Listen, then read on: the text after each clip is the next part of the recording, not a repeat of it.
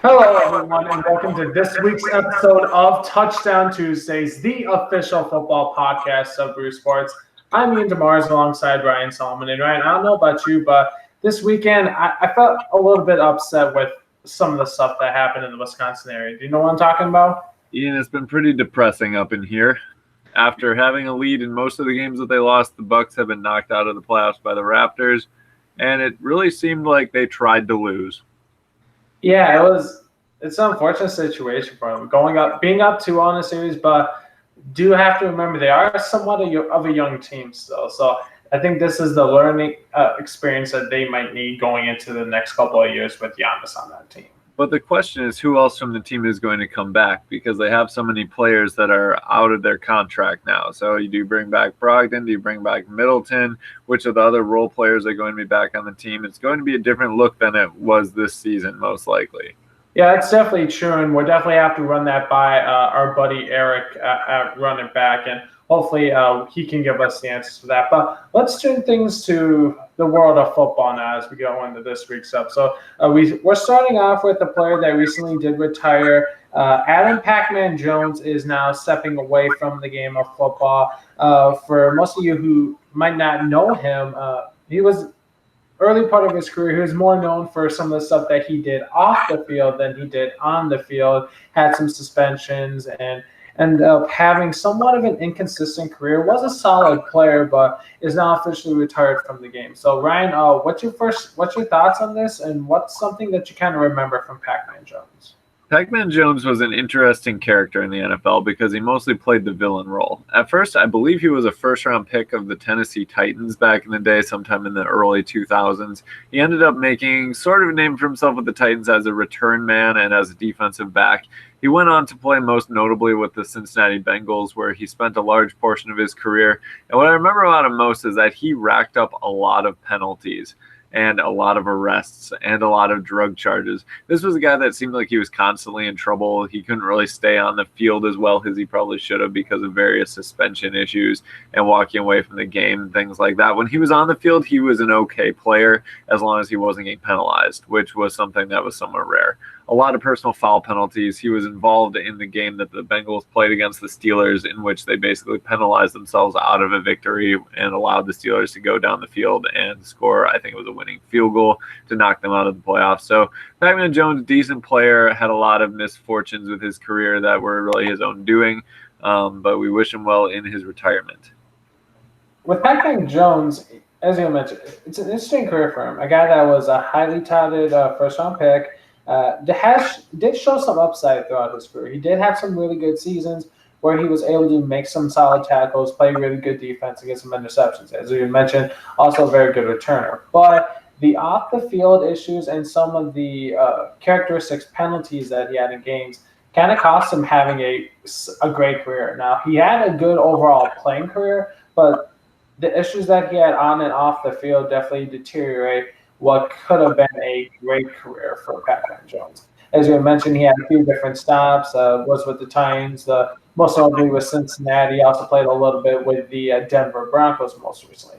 So for him, it's an interesting career because you can make a point that he did have some good upside throughout his early years, but the off-the-field issues, the whole Pac-Man nickname, that kind of hurt his career a little bit, and that's kind of why he's not going to be remembered for the stuff he did on the field, but it's more going to be the stuff that he did that reflected off the field, unfortunately for him. But overall, we do wish him the best, and hats off to him for having a good career for some parts of his NFL career. Do you know why he was called Pac-Man? There were a couple. I want to say he got the nickname in college. I want to remember. I can't remember the exact reasoning, but I want to say that's kind of where it started off. Because I always thought that his helmet looked like it was too big for him, and it kind of looked like he was just a large helmet out there running around, which is kind of why I thought he might have gotten the nickname, but who knows where it came from. Finishes his career with 507 tackles, 3 sacks, 7 forced fumbles, and 17 interceptions, which is not terrible. He would have been a much better player had he not had the other issues and baggage that came along with having him on the team.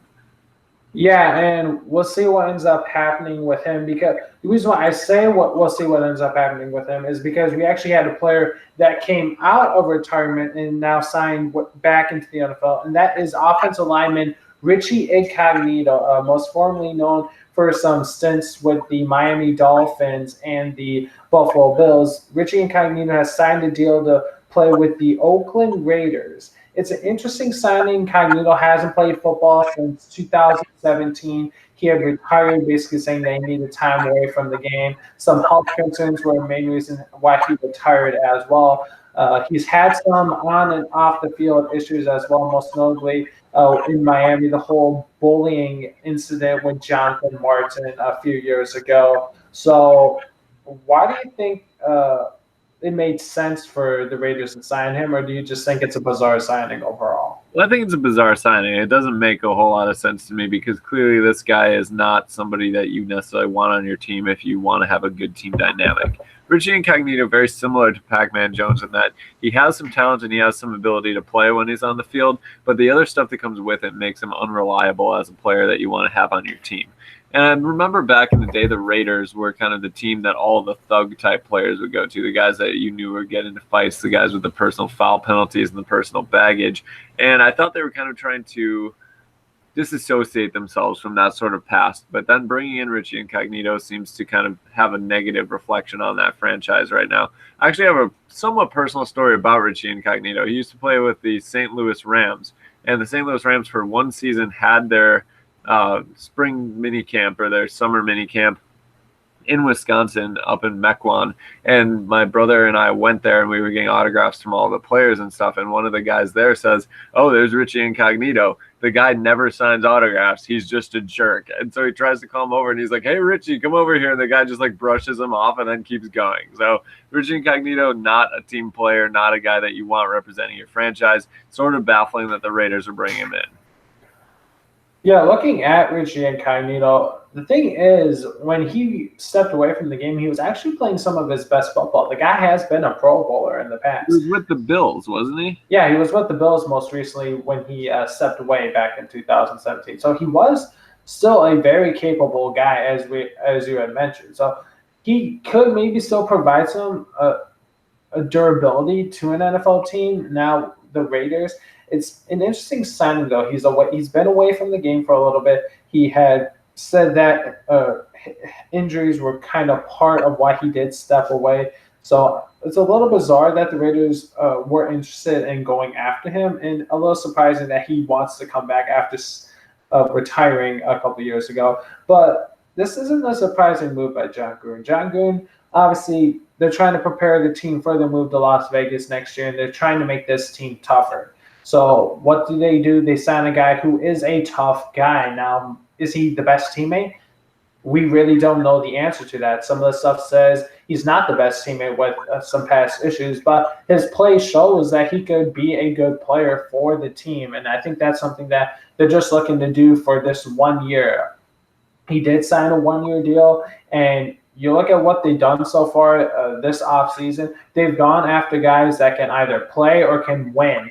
And most notably in the draft, drafting a lot of players that have played in the past couple of national championship games from Clemson and Alabama. Now you get a strong, tough player in Richie Incognito. I think overall, a lot of people might be shocked by this signing, but I think it could end up benefiting this team a little bit as long as Incognito can be somewhat of a good character for the team. But that's something that is going to be tough to see from his past history.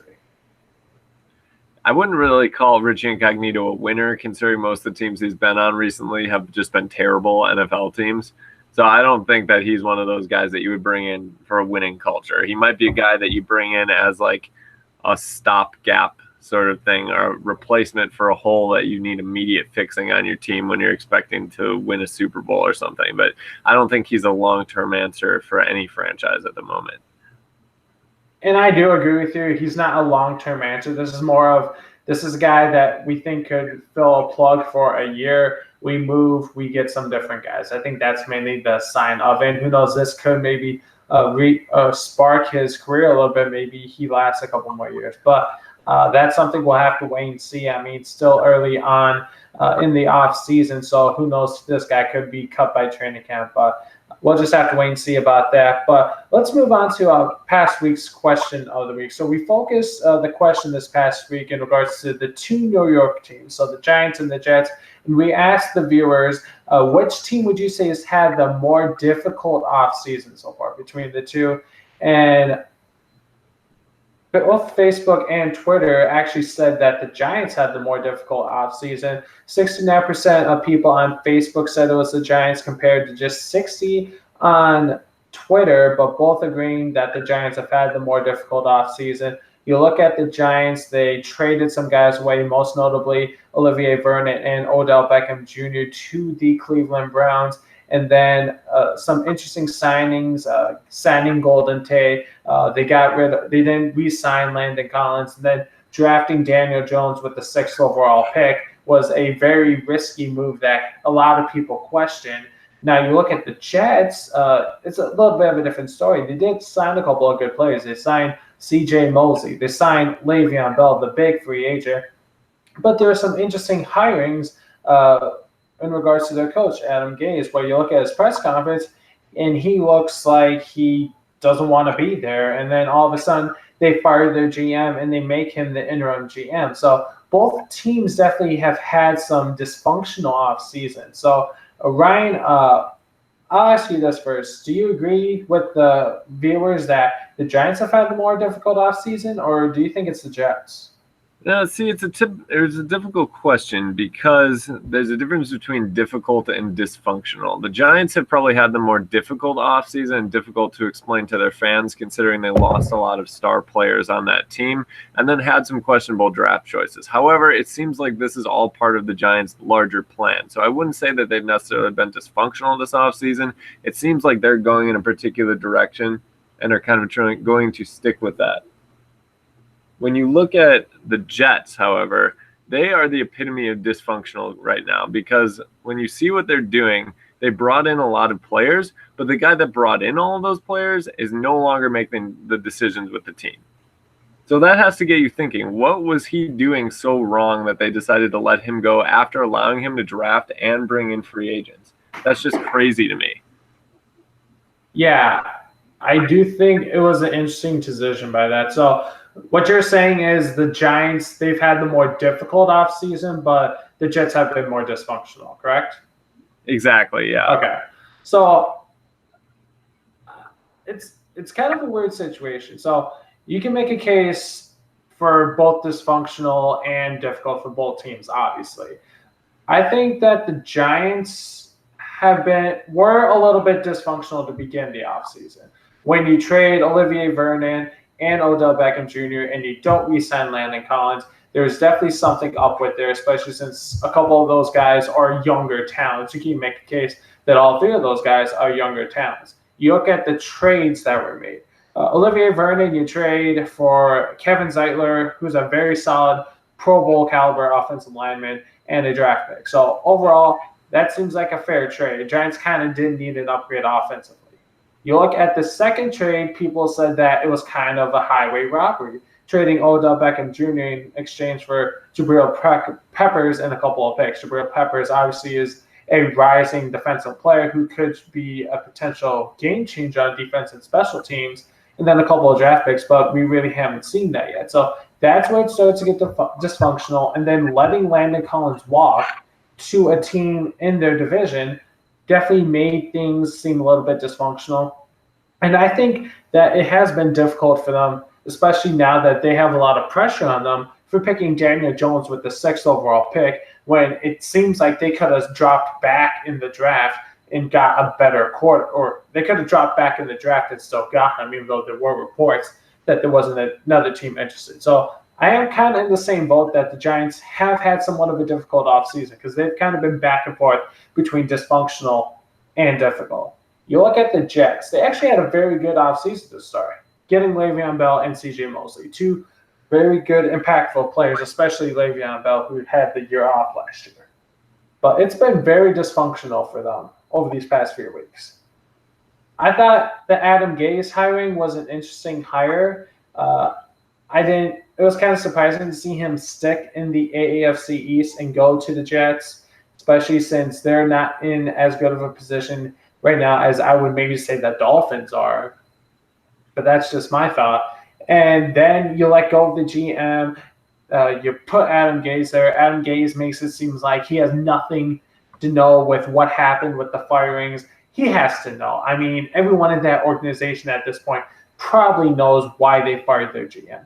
So they're being very dysfunctional right now, which makes it a very difficult franchise to look at right now. So I think because of this, right now, I can make a case that not only are the Jets a more dysfunctional team right now this offseason, but they have had a more difficult offseason based off the more recent events than the Giants. The Giants, they've been up and down as well, but I think the Jets have made some bigger dysfunctional and difficult decisions, at least most recently with their higher ups in regards to letting people go or bringing people in. I think when you look from the outside perspective, like you look at these two teams in the offseason they had, if you don't really see the inner workings, you would say the Giants are in some deeper trouble than the Jets. The Jets are looking to buy, Giants are looking to sell. But I think upon that deeper look and really digging into what's been going on behind the scenes, I think that we both are in agreement that the Jets are in a stranger, more difficult place right now just because of the uncertainty going on in the front office. I mean, Adam Gase, a guy who wasn't a successful coach in Miami, has now been brought in to basically pick the new general manager. So you have a guy that you don't know how he's even going to work out there running the franchise right now. And I think that's a scary proposition for the Jets fans out there. Yeah, and they are definitely still looking for a GM at this point.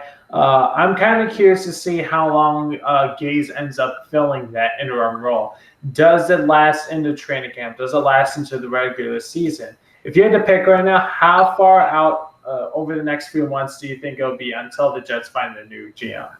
I think it's going to be a bit. I think that we're going to be looking closer to when the season actually begins because I think any serious general manager is going to look at the fact that they're going to be hired by the coach, and the coach is going to most likely want to have final say. And it's not the most attractive job right now for any GM looking to take control of a team. I do agree with you on that point because you can make a point that, they got a younger quarterback in Sam Darnold. They just signed Le'Veon Bell and C.J. Mosley, two very good, dependable players. But that front office is a little shaky right now. So whatever GM is interested in there, they have to make sure that they're okay with Adam Gase because I don't know. I haven't seen Adam Gase too much, but his facial expression since becoming the Jets head coach and the GM doesn't make me seem like he's going to be there too long. It makes it seem like he's kind of worried about his position as already, even though he hasn't coached a game there yet. Well, let's be honest. He's not Bill Belichick. He's not Bill Parcells. He's not Mike Holmgren. He's not Mike Shanahan. He's not a coach that has a history of winning in the NFL, not a coach that has a history of picking up good talent in the NFL. So you don't really have a whole lot of history to work with here. It's all faith-based now that he's the guy that you actually believe can bring your team championships. And from what we've seen so far in his resume, I just don't think that's the case. I definitely do agree with you. And this could be something, we know both these teams are in a rebuild. The Jets, it seems like they're still looking to rebuild a little bit. So it's going to take them a few years, especially with Tom Brady still in that division, for them to actually have some success. So it would not surprise me one bit if Adam Gase is not their coach when they actually do find some success. But it'll be interesting to see how long he ends up filling out both these roles until they do find a new GM. But we do have to switch on to our next subject, and it is a little bit of bitter news. We did find out this past weekend that former Green Bay Packers quarterback, Hall of Famer Bart Starr, did pass away at the age of 85. He was famously known for being on the Green Bay Packers, winning the first Super Bowl 1 and 2 with them. Most notably famous play for him was the QB sneak in the first Super Bowl that cemented that first Super Bowl victory for Green Bay. What thoughts do you have about Bart Starr now that he's passed? Man, Bart Starr, he's an absolute legend in the NFL. And he's still actually one of the most efficient passers in the postseason in NFL history. So this guy's achievements have withstood the test of time, and he's always going to be remembered as the first quarterback to win the official Super Bowl in the NFL. And not only just the first one, he won the second one too.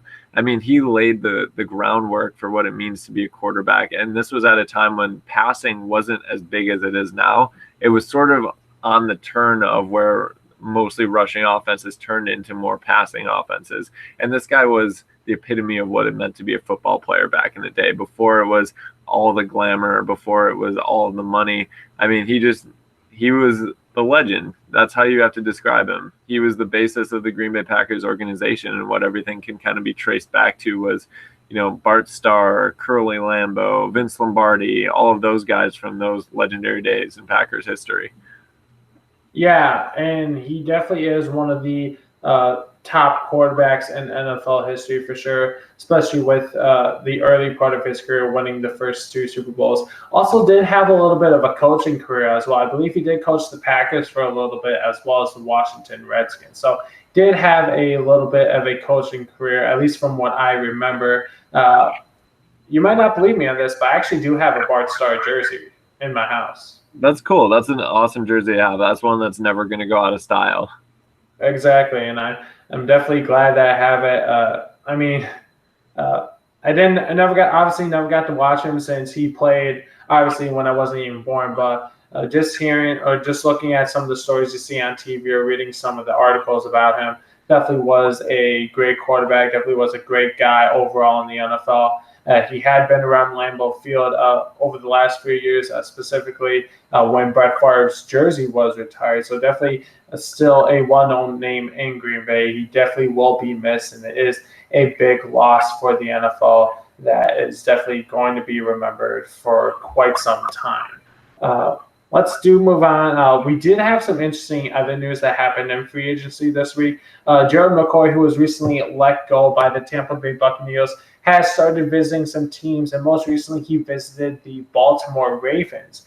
Now, Ryan, we had discussed this a little bit last week on where he might go, but how long do you think it'll be? We discussed that a little bit as well, of how long it might be, but now that he actually has started to visit some teams, how soon do you think it will be until he does sign with someone?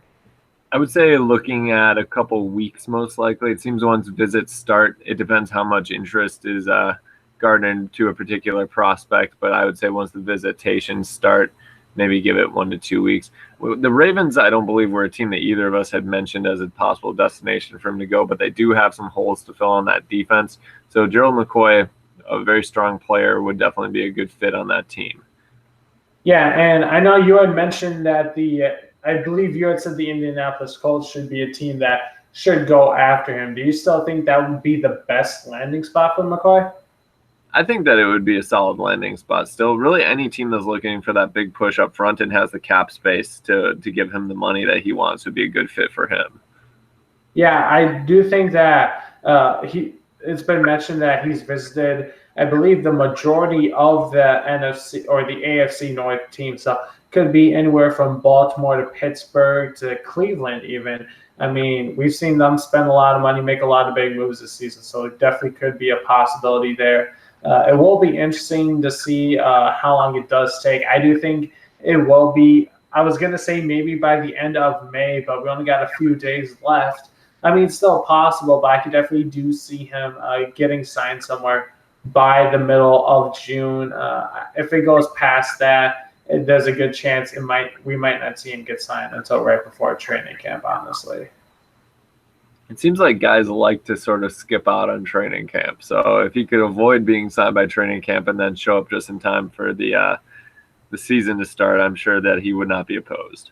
Oh, yeah, definitely. I mean, you get him signed maybe like second week of preseason, give him those couple of weeks to get going, then put him right in the regular season. I definitely do agree that he would probably like that. Training camp definitely can put a big toll on your body. I mean, I've known playing college football for 4 years. It can it's a lot to deal with. So if he has to wait a little while, I'm sure he'll be fine with it, especially if he gets the money that he deserves. It's the old Brett Favre maneuver. Be very uncertain about what you're doing with your NFL future until just before the season starts, you have a sudden moment of clarity. Yeah.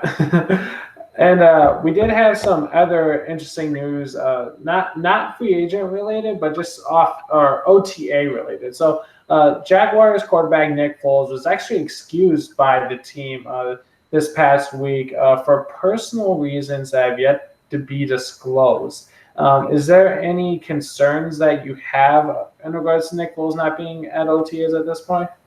Well, I don't think you should have concerns about him not being there because it seems like this is some sort of family emergency. So obviously, there is some concern in terms of you just hope that Nick Foles is able to deal with whatever is going on with his family, because the official statement from the Jaguars said that they are giving prayers to Nick Foles and his family. So it sounds like somebody is sick or somebody maybe passed away that was very close to him with his family that he needed to be there for. And so this is a difficult situation to go through. We don't really know exactly what it is. I'm assuming they want to respect his family's privacy at this point. So there is worry in terms of just how do you deal with this sort of event going on in your life. But at least it's not something where Nick Foles needed to be excused for like a drug rehab or something like that, which clearly seems to not be the case. And that's definitely a good point right there. It's nothing to worry about since it seems like it might be a family matter. So we definitely do send our prayers out to Nick Foles and his family. It's just a tough time for it to happen because Nick Foles signing with a new team. He's going to be the lead guy for the Jaguars. He's missing some of these OTAs, which would be kind of key for him to like build some relationships with his offense, with those wide receivers, tight ends, and running backs, the offensive line even.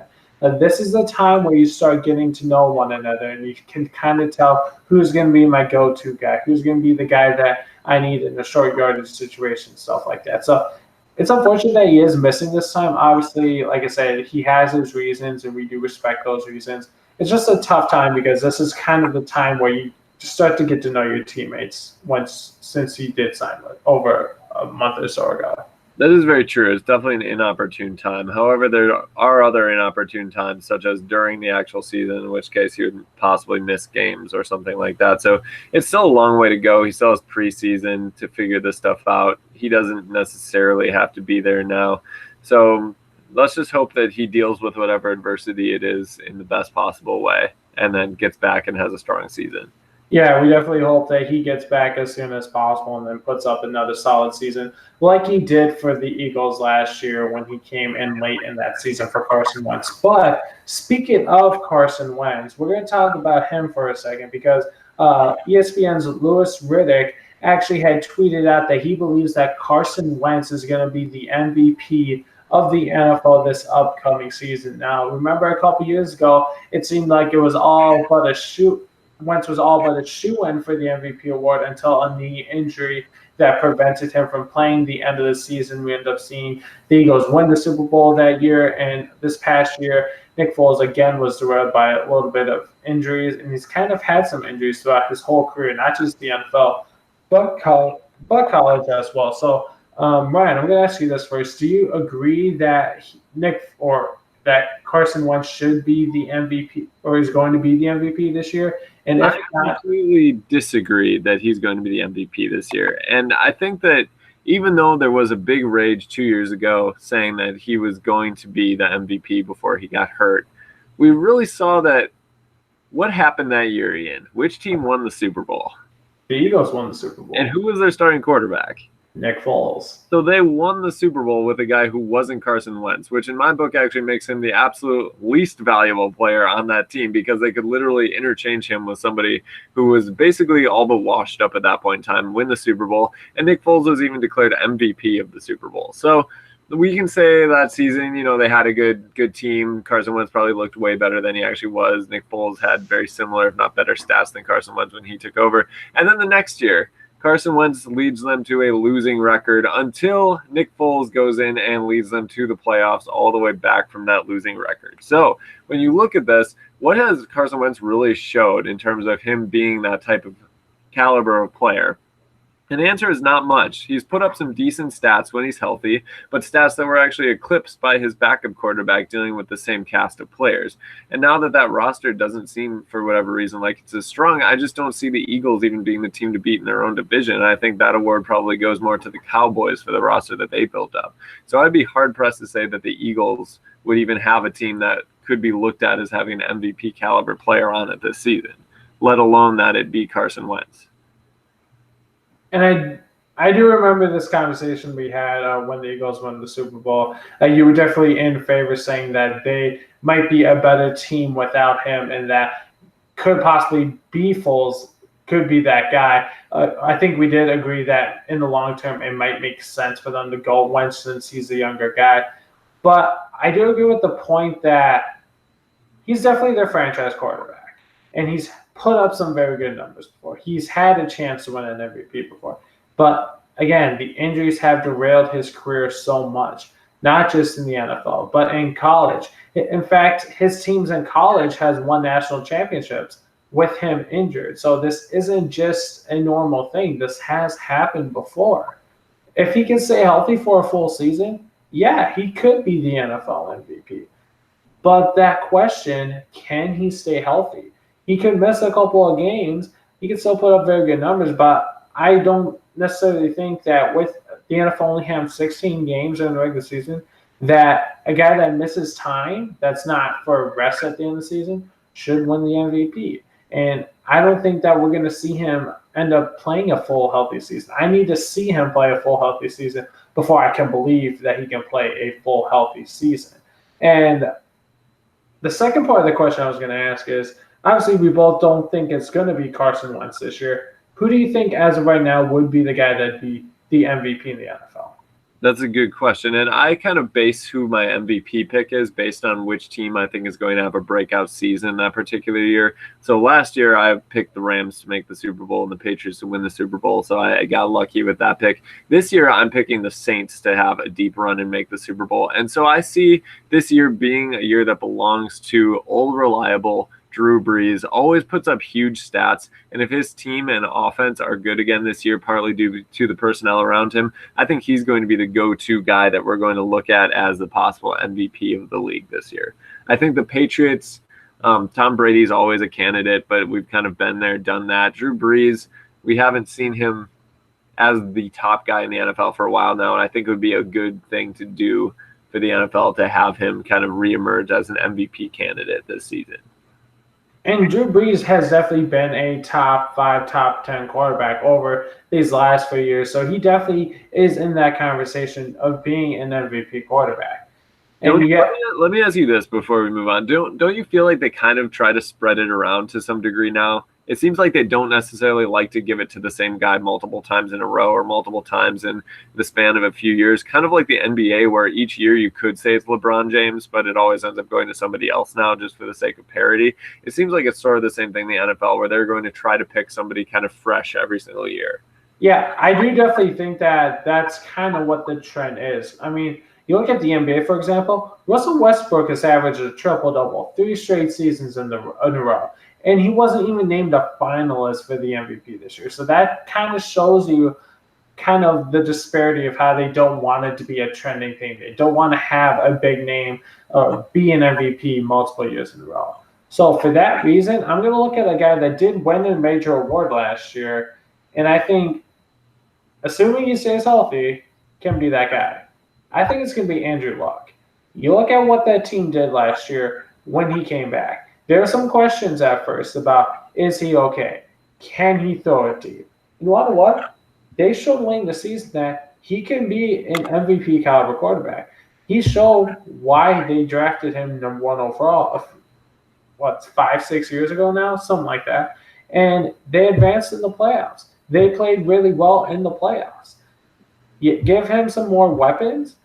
The offensive line played great for him last year. They had a very good running back in Marlon Mack. And this team's going to be pretty tough to beat. And I think that we're going to see Andrew Luck take that next step this year. And I think that as of right now, he's going to be your MVP in the NFL.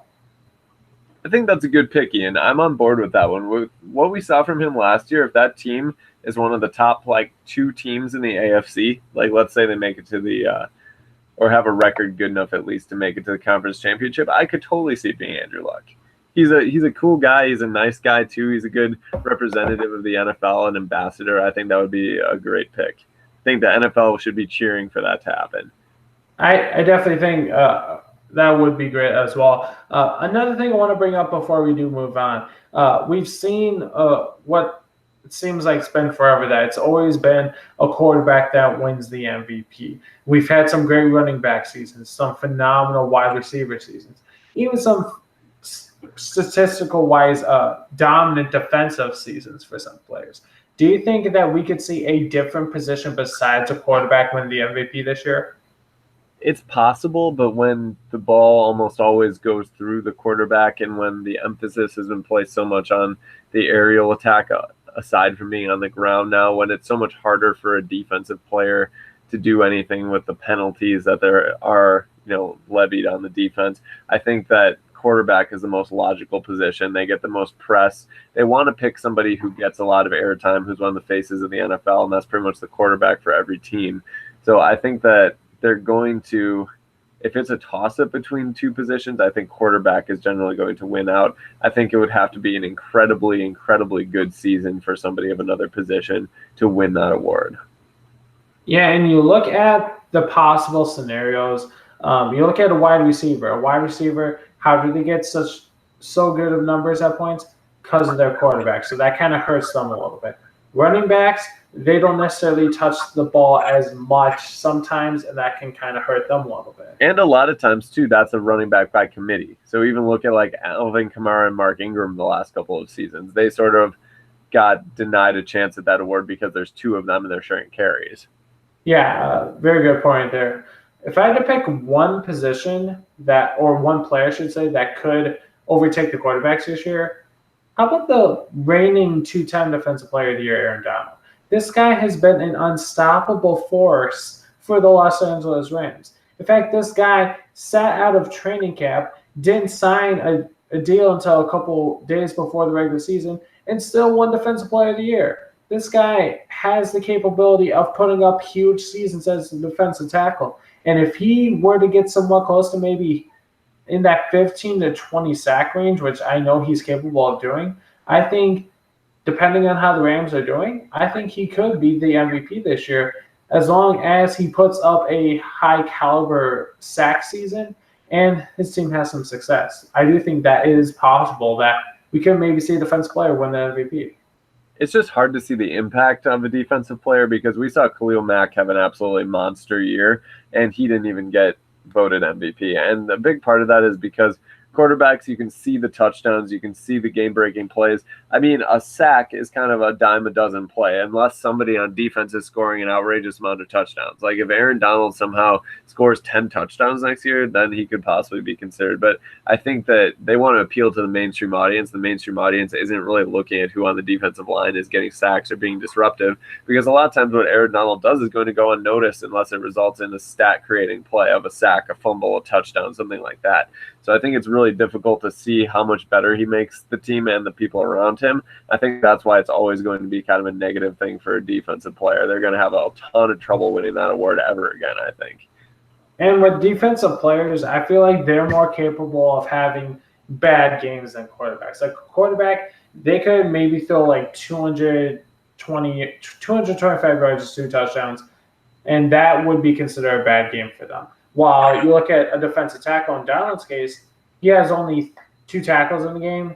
That's considered a bad game. And you look at the stat number-wise case there, definitely favors the quarterback in having better numbers, even if it is a bad game. So I do agree that it is harder for defensive players because a bad game for them statistically shows up worse than a quarterback's or offensive stats in the game. But we got lots of time before we'll have this debate again, especially with the season only a few months away. But we are getting towards the end of this week's show, so that means we'll be talking about fantasy football to wrap up the show. We have 2 things we're going to be discussing this week. The first one involves a couple of fantasy studs from last year. That's Antonio Brown and Juju Smith-Schuster. Now, last couple of years, they were teammates on the Pittsburgh Steelers. Antonio Brown this year demanded a trade. He's now in Oakland. So these guys have been going back and forth. It seems like Juju Smith showing that he is the number 1 guy in Pittsburgh for the foreseeable future. Well, Antonio Brown still kind of seems a little salty that he kind of forced his way out because of Juju Smith's success. So, Ryan, who do you think is going to have a better fantasy football season this year? Do you think it's going to be AB or do you think it'll be Juju Smith-Schuster? I think that I'm going to go with Juju Smith-Schuster on this. And there is a variety of ways of looking at this and different views on it that could potentially lead to different outcomes. But I think that Juju is going to get the better of these two for the reason that he's with a quarterback that he's familiar with and a system that he already knows.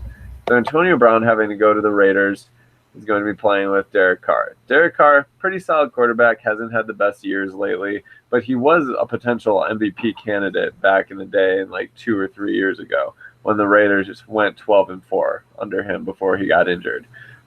So Antonio Brown doesn't have any chemistry right now with Derek Carr. We don't really know how that relationship's going to pan out. But on the other hand, Juju Smith-Schuster is very comfortable with Ben Roethlisberger. Ben Roethlisberger is very comfortable with Juju Smith-Schuster.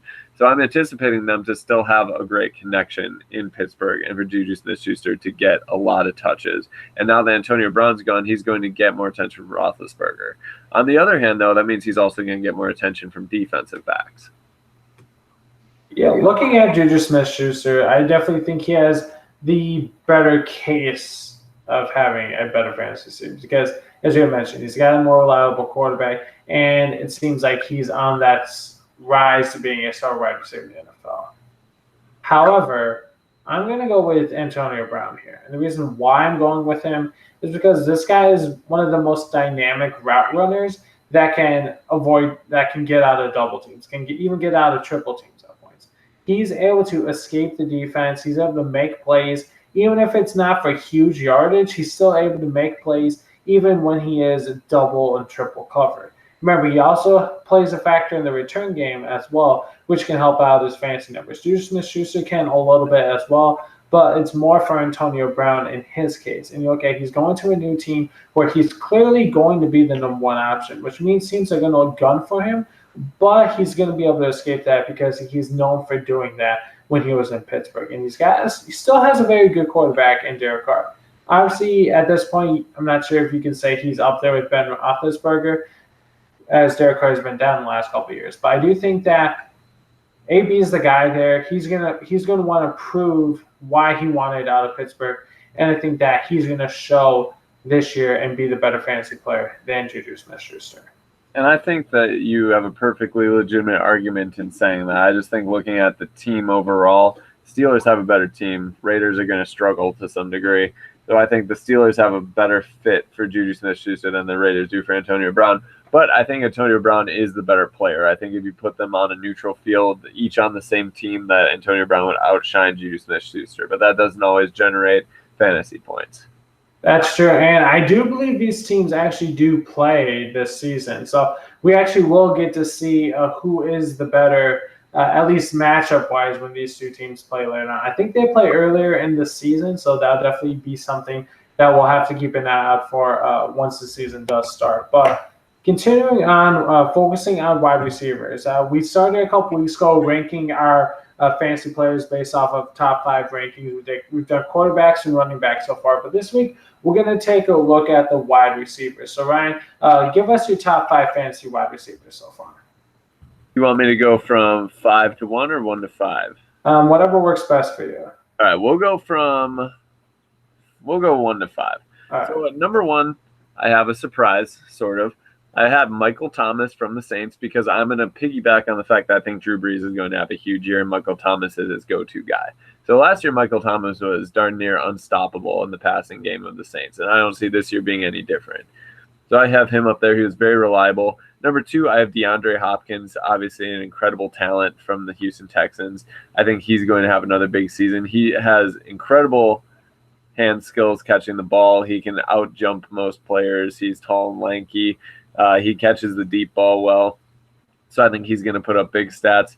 And he lines up opposite Will Fuller, too. So he has the benefit of having another receiver to take some heat off of him.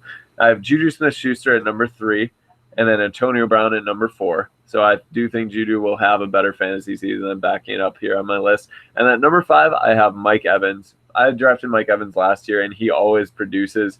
He is the go-to target for Jameis Winston or whoever is in that situation at quarterback there. And without Deshaun Jackson, that's one less guy that's going to be taking passes away from Mike Evans. So I see him as having another big year. He's still, I would say, in his prime. He maybe had a little bit of a diminished stat line last year, but I think he's ready for another big season. Yeah, I definitely do like the list that you have going here, Ryan, with your top five. And I think we can both agree on this. I think wide receivers are the toughest ones to rank in fantasy football, just because we see 2 to 3 of them line up on the field at each time. So you could possibly have two teammates in the top 10 when it comes to fantasy football. I mean, look at last year with Antonio Brown and Juju Smith-Schuster. It's the toughest to rank position-wise, just because there are so many more possibilities compared, I think, to any other position in the NFL. Absolutely true. And then injuries play a factor too. So when AJ Green gets injured a couple years in a row, that he's a guy that could at any point have a breakout season, or he could go out in week 3 and never come back.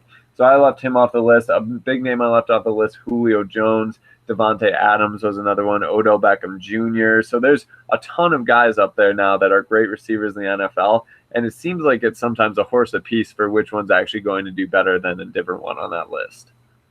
Exactly. It's just so difficult. And as you mentioned, injuries play a huge factor in that, just in fantasy football. But when we do our rankings, it's very difficult to judge them. But I'll give you my top five. Number one, I am in agreement with you. I think it is Michael Thomas.